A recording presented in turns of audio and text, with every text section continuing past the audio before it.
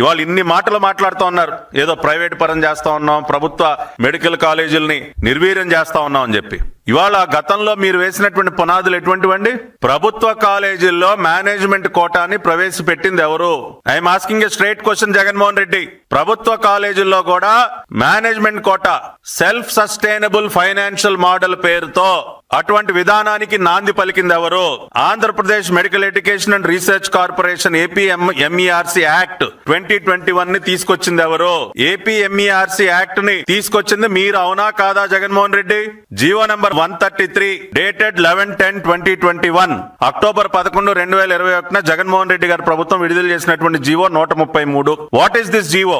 రీక్లాసిఫైయింగ్ the competent authority seats of undergraduate MBBS course and introduction of category B self financed seats in government medical colleges. ప్రభుత్వ వైద్య కళాశాలల్లో convenor quota కాకుండా merit based మీద seats భర్తీ అయ్యేటటువంటి విధానానికి స్వస్తి పలికి దాన్ని కొంత మార్పు, అంటే 100% మెరిట్ మీద కన్వీనర్ కోటాలో భర్తీ అయ్యేటటువంటి మెడికల్ కాలేజ్ సీట్లలో కూడా సెల్ఫ్ ఫైనాన్సింగ్ మోడల్ పేరుతో కేటగిరీ బి అనేది తీసుకొచ్చి జీవో ఇష్యూ చేసింది. జీవో 133 ఇష్యూ చేసింది మీరు, అవునా కాదా?